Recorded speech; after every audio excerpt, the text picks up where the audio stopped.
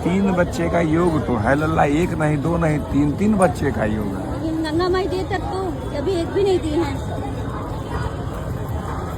अगर घर में गैया, कौन से बिरादरी से आते हैं आप? अरे सुना रहे हैं आप, स्वर्णकार थमा सर्वप्रथम घर के अगल बगल में गैया है? अपने पास गैया है?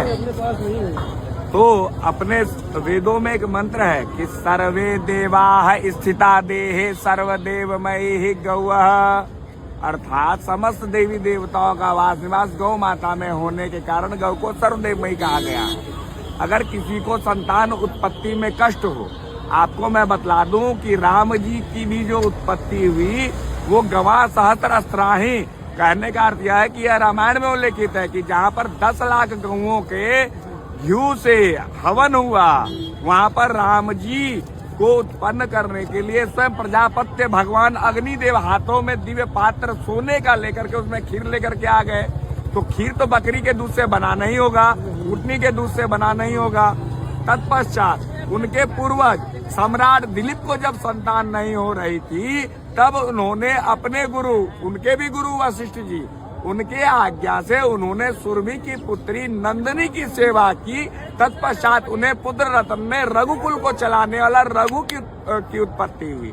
मेरे भगवान प्रतिपदा के दिन, प्रतिपदा अमावस्या के एक दिन पश्चात अगर किसी भी माताओं को आप दोनों के माध्यम से यह ज्ञान संपूर्ण समाज को मिलने जा रहा है हमारे इस आध्यात्मिक चैनल से, जो कि प्रतिपदा के दिवस से पूर्णिमा तक 15 दिनों तक 2 रोटी बना करके ताजी चूल्हे को मांज करके उसमें गुड़ दे करके गौ माता को रोटी थोड़ी ठंडी करके, गर्म रोटी नहीं, रोटी ठंडी करके अगर आप गौ माता को गुड़ के डाल करके खिला करके उनकी एक परिक्रमा कर लेते हो और अपने मन की व्यथा की कथा उस गौ माता को कहते हो, तो अगले 21 दिनों में वह आपके समस्त कार्यों को पूर्ण करने के लिए समस्त देवी देवताओं से आग्रह करेंगे।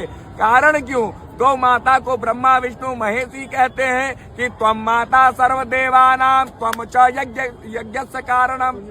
वह गौ माता जो है वह सभी देवी देवता मिलकर के उनकी आराधना करते हैं। लल्ला लिखित रूप से शास्त्रों में वर्णित है, अगर संतान उत्पत्ति में कष्ट हो तो निश्चित रूप से आप गौ को, अभी तो मिलेगा नहीं जौ, अगर जौ की व्यवस्था हो जाती है तो उसका आटा गूंद लो।